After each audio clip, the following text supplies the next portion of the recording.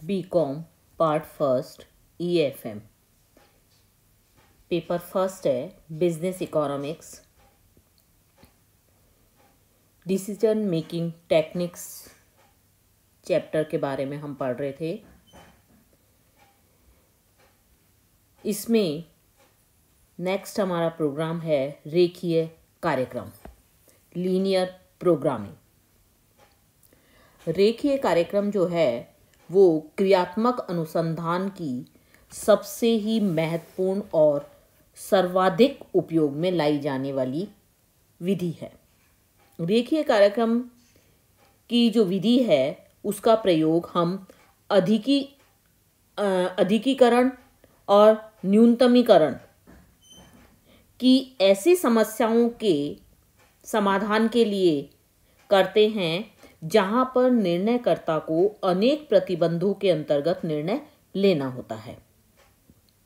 ये जो प्रतिबंध होते हैं ये किस संबंध में हो सकते हैं? कच्चे माल की उपलब्धि के संबंध में हो सकते हैं, निर्मित माल की बिक्री के संबंध में हो सकते हैं, मशीन की स्थापित क्षमता के संबंध में हो सकते हैं या अन्य साधनों के संबंध में भी हो सकते हैं।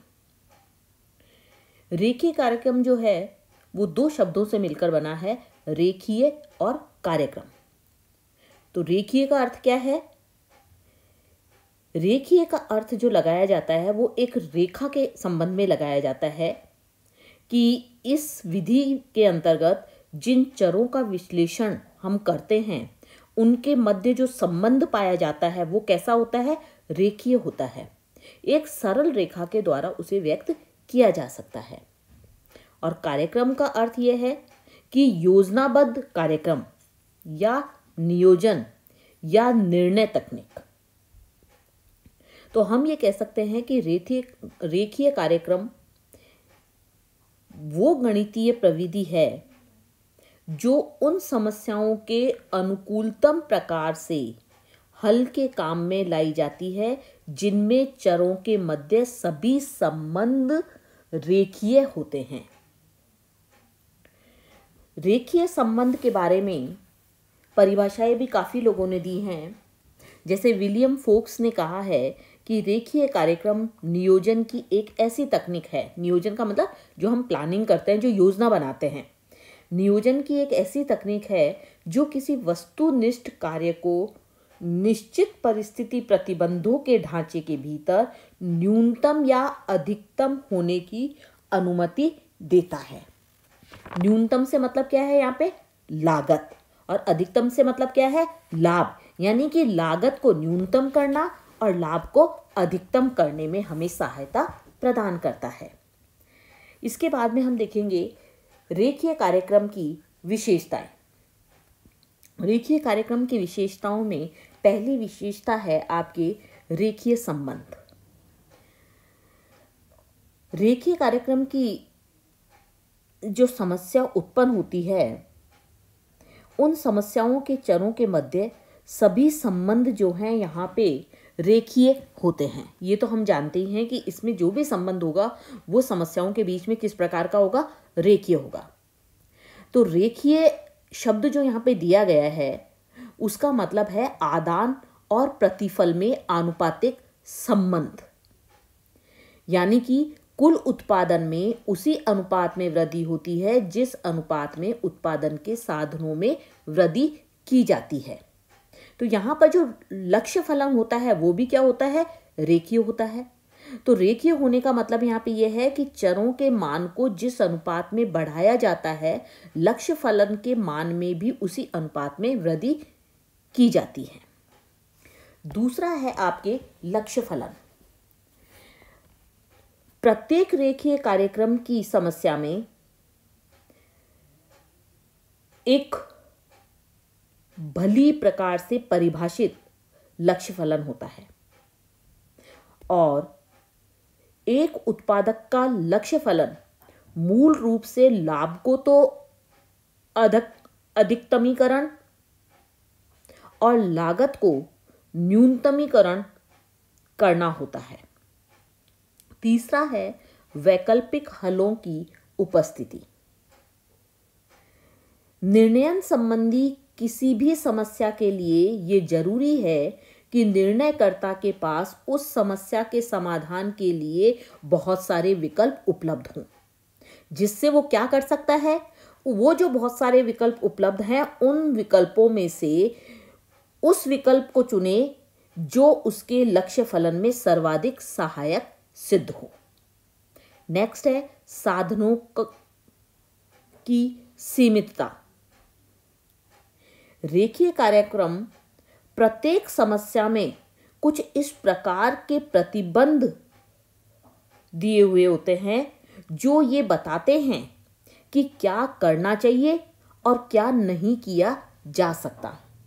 ये जो प्रतिबंध होते हैं ये भी बताते हैं कि फर्म की कितनी कार्यशक्ति उस समस्या के लिए उपलब्ध है जिस समस्या का हम समाधान खोज रहे हैं।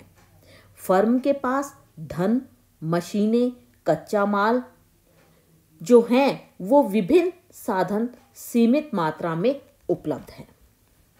पांचवा है समस्या को परिमाणात्मक रूप में व्यक्त करना संभव। रेखीय कार्यक्रम जो है वो प्रत्येक समस्या को गणितीय रूप में प्रस्तुत करने में सहायक होता है। यदि कोई ऐसी समस्या है जो गणितीय रूप में प्रस्तुत नहीं की जा सकती है तो ऐसी समस्या को रेखीय कार्यक्रम द्वारा हल नहीं किया जा सकता। नेक्स्ट है रेखीय कार्यक्रम के प्रयोग के क्षेत्र। रेखीय कार्यक्रम का प्रयोग उद्योग और व्यवसाय के क्षेत्र में अनेक प्रकार की समस्याओं के समाधान में किया जाता है। तो इसके मुख्य क्षेत्र हैं आपके, पहला है उत्पादन मिश्रण का निर्धारण। कई प्रकार के उद्योगों के सामने ये समस्या बनी रहती है कि वे दो या दो से अधिक वस्तुएं यदि बना रहे हैं तो उसे किस उत्पाद या वस्तु मिश्रण में उत्पादित करें जिससे कि उनका लाभ अधिकतम हो सके।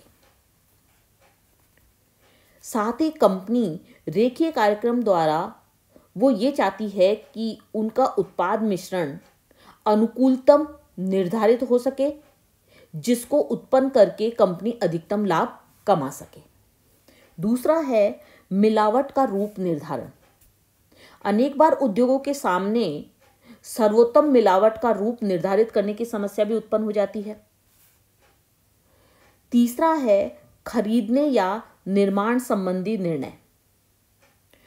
कई उद्योग ऐसी वस्तुओं का उत्पादन करते हैं जो बहुत बहुत छोटे छोटे पुर्जों से मिलकर बनती है और सभी पुर्जे फर्म अपने यहाँ बना सकते हैं या उन्हें बाजार से खरीद सकते हैं। ये समस्या उनके पास में रहती है कि वो कहाँ से खरीदे, अपने यहाँ बनाएं या बाजार से खरीदे। अपने यहाँ बनाएं तो उसकी लागत कितनी आएगी और बाजार से खरीदेंगे तो उसकी लागत कितनी होगी। तो उस संदर्भ में वो ये देखते हैं कि इस समस्या का समाधान निकालने के लिए वो लागत को न्यूनतम करने का प्रयास करते हैं और उसका हल उन्हें कहाँ मिलता है, रेखीय कार्यक्रम में मिलता है। परिवहन समस्याएं। रेखीय कार्यक्रम द्वारा परिवहन समस्याओं का अध्ययन भी आसानी से किया जा सकता है। इससे ये मालूम किया जा सकता है कि परिवहन लागत किस प्रकार से न्यूनतम की जा सकती है और परिवहन लागत को कम करने के लिए क्या देखा जाता है, विभिन्न मार्गों का अध्ययन किया जाता है, मार्गों की रुकावटों का अध्ययन किया जाता है, सड़कों और पुलों की दशाओं का अध्ययन किया जाता है, दुर्घटनाओं की आशंकाओं को ध्यान में रखा जाता है। तो रेखीय कार्यक्रम द्वारा इन समस्याओं का विश्लेषण करके न्यूनतम लागत मार्ग को खोजा जा सकता है। जो भी कंपनी होती है उसके सामने परिवहन की समस्या जो है ये भी आ सकती है। परिवहन की समस्या उनके सामने कि दो या अधिक गोदाम हो सकते हैं उनके सामने। अब दो या अधिक गोदाम होते हैं तो उनके सामने ये समस्या आती है कि वो दो में से किसी एक गोदाम को चुनेंगे और उसमें से जो गोदाम चुनेंगे उसके लिए वो रेखीय कार्यक्रम की सहायता लेंगे, क्योंकि रेखीय कार्यक्रम से वो ये समस्या का समाधान निकाल सकते हैं कि किस गोदाम से कितनी मात्रा में कौन सा माल किस डिपो को भेजा जाए, जिससे कि परिवहन की लागत न्यूनतम आएगी। नेक्स्ट है रेखीय कार्यक्रम की समस्याएं। रेखीय कार्यक्रम की मान्यताओं के आधार पर अनेक सीमाएं हैं। इसकी पहली सीमा है रेखीय संबंध। इस विधि में केवल ऐसी समस्याओं का समाधान खोजा जाता है जिनमें चरों के आपसी संबंध रेखीय हों, यानी कि लक्ष्य फलन व असमता, अवरोध आदि सभी रेखीय संबंधों द्वारा प्रदर्शित किए जा सके। दूसरा है इसमें आपके सीमा योगशीलता। रेखीय कार्यक्रम इस बात की मान्यता पर आधारित है कि किसी भी साधन का कुल उपयोग उस साधन की विभिन्न मात्राओं के योग के बराबर होता है। अनेक व्यवहारिक समस्याओं में क्या होता है, जहां मुख्य उत्पादन के साथ साथ उत्पादन का भी निर्माण होता है, जो कि मुख्य उत्पादन के लिए साधन के रूप में काम में लिया जाता है, वहां यह नियम लागू नहीं हो सकता। तीसरा है सीमा इसकी अपूर्णांक हल। ये जो रेखीय कार्यक्रम विधि है, इसमें कई प्रकार की समस्याओं का हल करते समय ये संभव है कि अनेक उत्पादन चरों के मान पूर्णांक में ना आए। तो ऐसी स्थिति में यह विधि उस समस्या का वास्तविक हल प्रदान नहीं कर पाती है। नेक्स्ट है निश्चितता। रेखीय कार्यक्रम विधि इस मान्यता पर आधारित है कि रेखीय कार्यक्रम में जो उत्पादन चरों के गुणांक प्रयुक्त किए जाते हैं वो पूर्ण रूप से ज्ञात हैं और उत्पादन का स्तर चाहे कुछ भी क्यों ना रखा जाए, ये अपरिवर्तनीय रहते हैं। तो अनेक समस्याओं में ये मान्यताएं अव्यावहारिक होती हैं और उनका हल इस प्रविधि द्वारा नहीं किया जा सकता है।